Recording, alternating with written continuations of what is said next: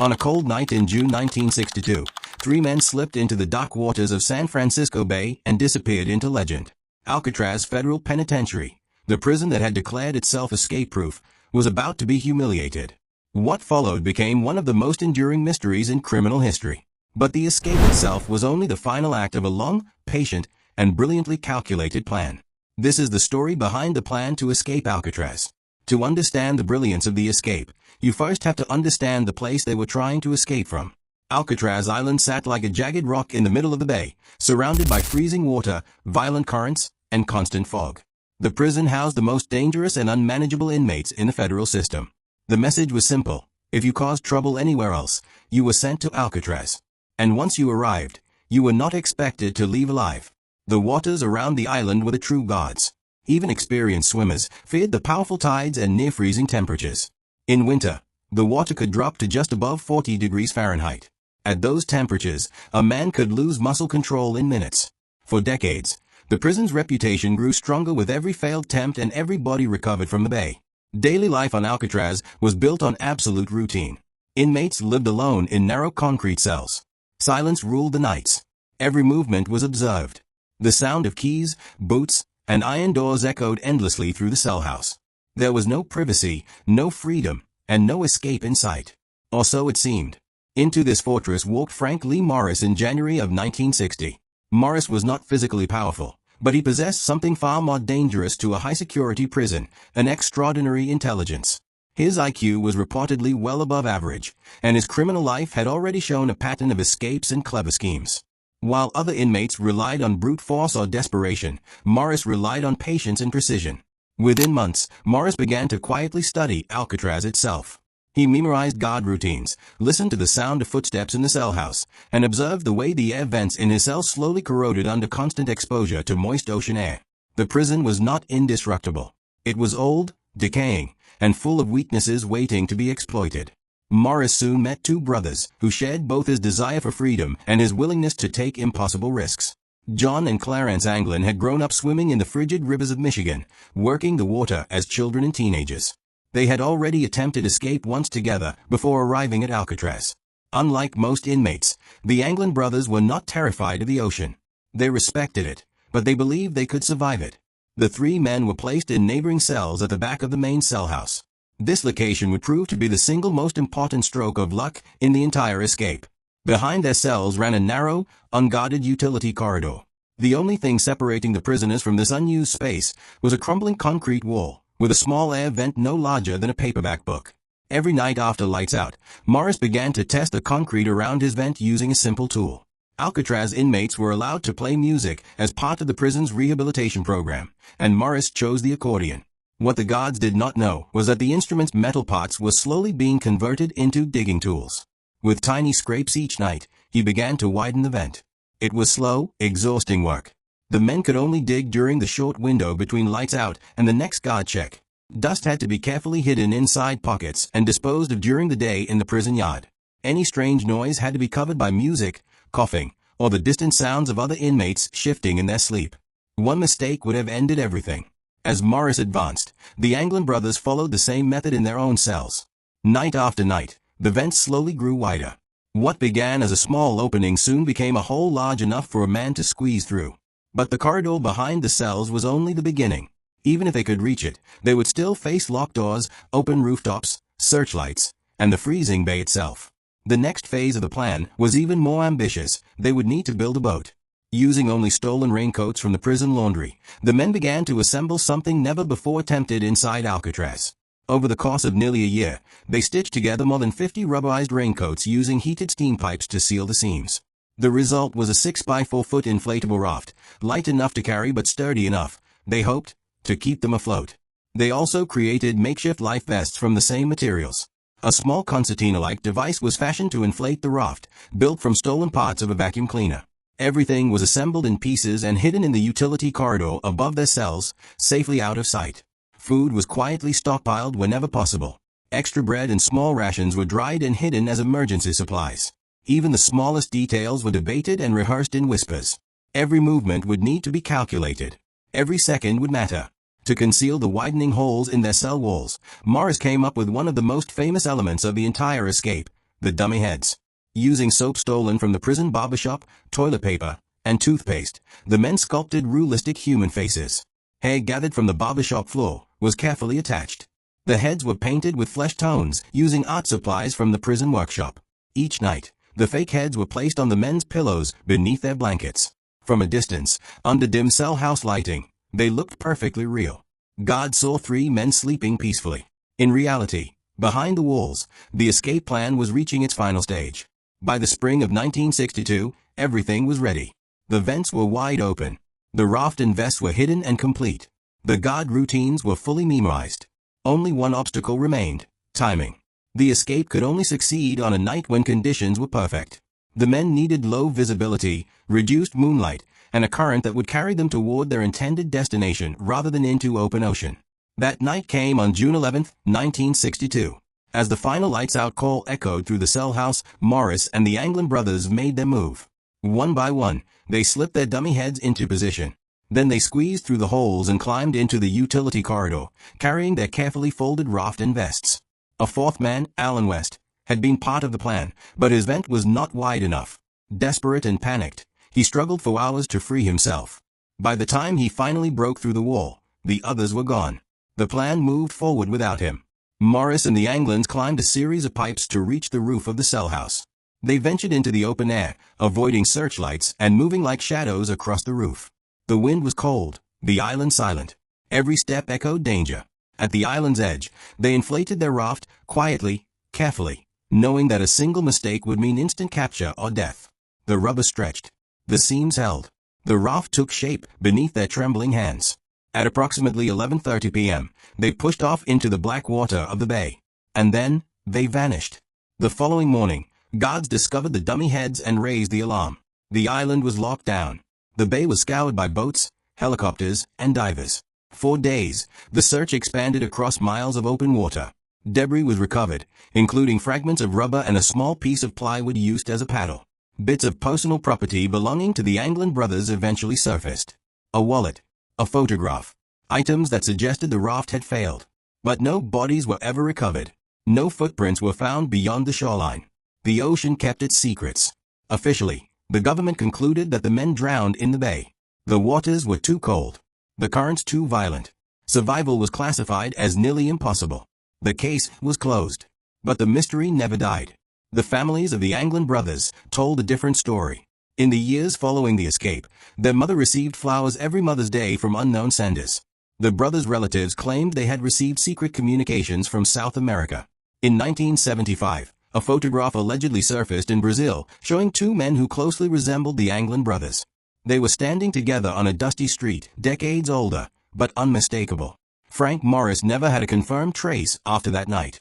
But in 2013, the FBI released a letter they believed might have been written by Morris himself.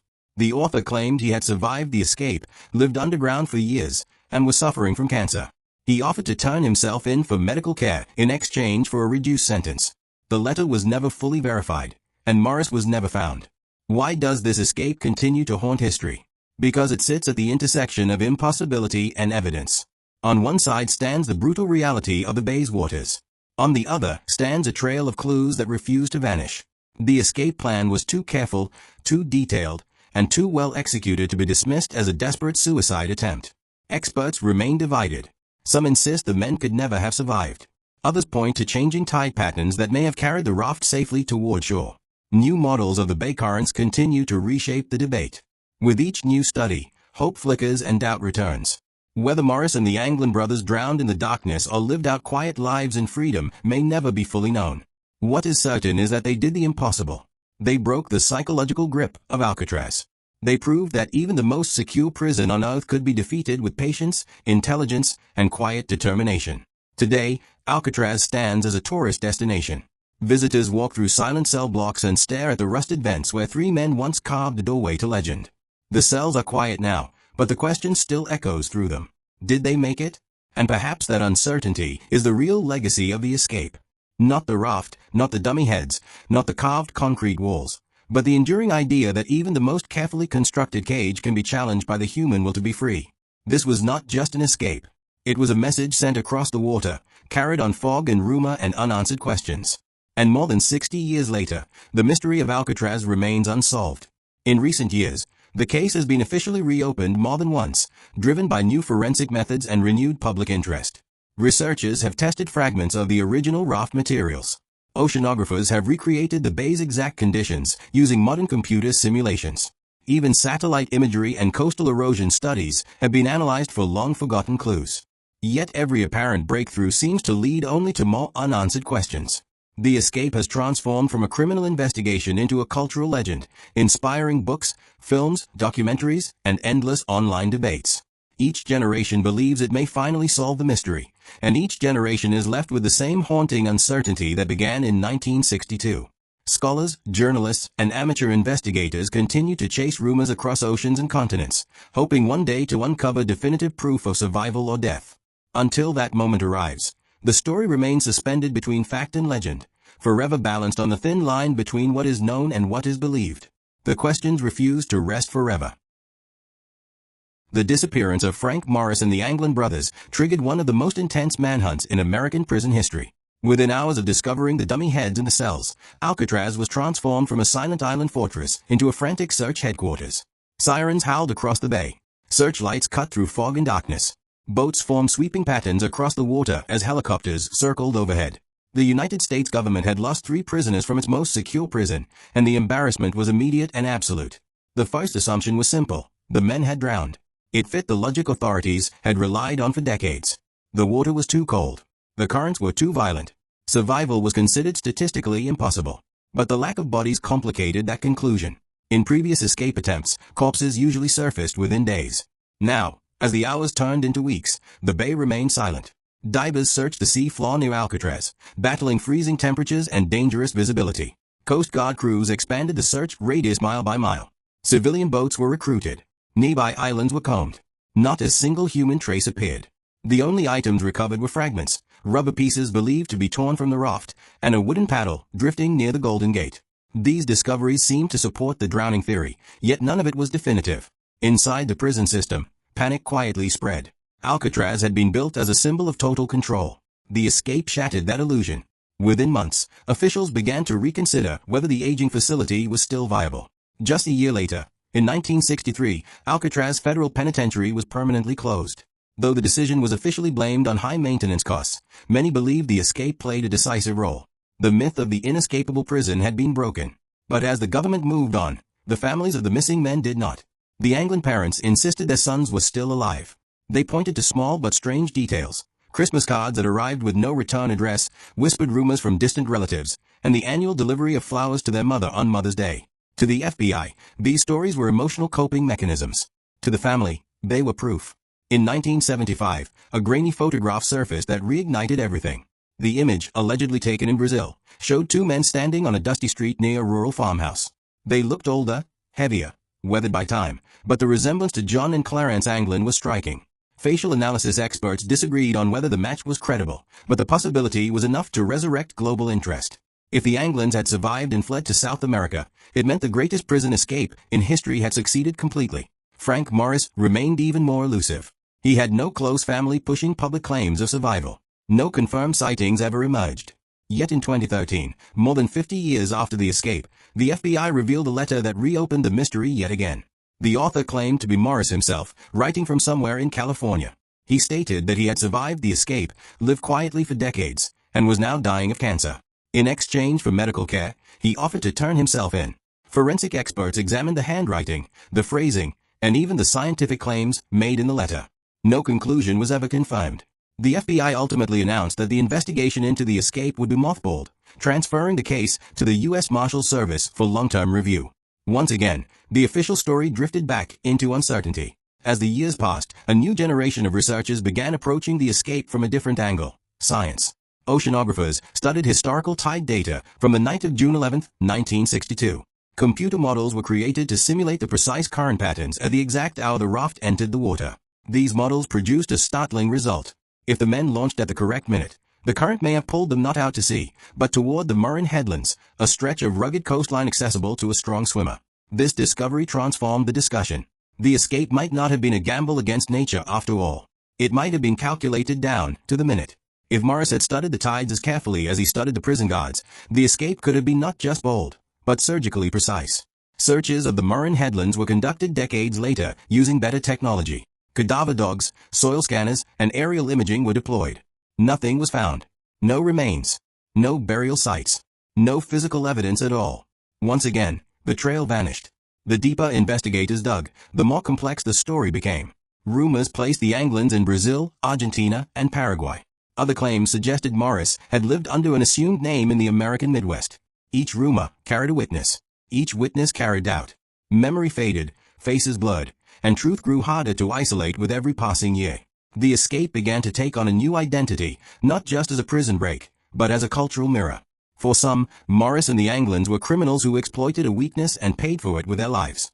For others, they were symbols of rebellion against absolute control. The same story was retold through two completely different moral lenses. Hollywood played a major role in shaping public memory. When a major motion picture dramatized the escape in the late 1970s, the narrative leaned heavily toward survival. The final image of the film showed a flower left on a distant shore, a subtle suggestion that the men had lived. The public embraced the idea. The myth grew larger than the facts. But prisons operate on facts. And inside federal records, the case remained unresolved but officially closed. Correctional policy was quietly reshaped. Vent systems across high-security prisons were reinforced. Tool access was restricted. Night checks were randomized more aggressively. The escape had permanently altered the DNA of prison design, even if the men themselves were never found. Alcatraz, now a museum, became a pilgrimage site for mystery seekers.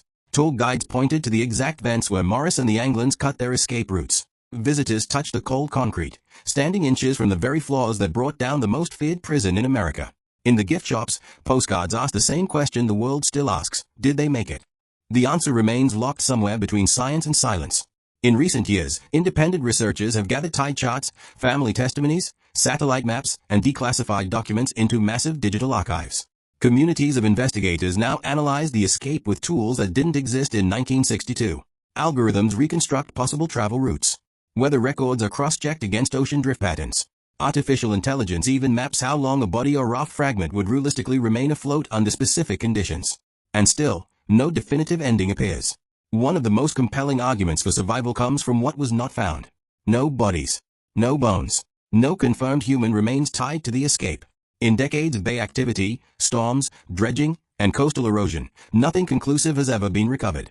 For skeptics, this simply reinforces how dangerous the water was. For believers, it suggests the men never died there at all. Yet even survival is not a triumph without shadows. If Morris and the Anglins escaped, they would have lived as ghosts, cut off from family, identity, and history. Every knock at the door could have been the end. Every friendship a risk. Survival would have meant a lifetime of silence. And perhaps that is the true cost of legendary freedom. By the late 2010s, the U.S. Marshals Service quietly acknowledged that, based on family testimonies and shifting scientific data, survival could no longer be completely ruled out. The case file remains open in theory, though active pursuit has long since ended. If any of the men survived, they would now be well over 90 years old. Time itself has almost certainly rendered justice impossible. But mysteries do not require living suspects to remain alive. Alcatraz continues to stand in the bay, its walls eroding under the same salt air that once weakened the vent Morris used as his first doorway to freedom. Nature is slowly reclaiming the prison, just as it erases all evidence with enough time. Each year, millions visit the island, walk its corridors, and stand silently in the cells where the plan was born. The story has become more than a crime. It is now a question about human limits. How much control can any system truly claim? How far can patience and intelligence outmatch brute strength? And how many secrets can water keep? Somewhere between the cold currents of San Francisco Bay and the dust of a distant foreign road, the truth still waits. The escape from Alcatraz did not end on the night Morris and the Anglin brothers vanished into darkness. It only began there. The real story unfolded in decades of unanswered questions, broken trails, conflicting evidence, and unresolved belief. The prison may be silent now, but its greatest mystery remains louder than ever. And as long as no bodies are found, no final confession is confirmed, and no absolute proof exists, the shadow of that raft will continue to drift across history, just out of reach, carried by tides that refuse to reveal where it finally landed.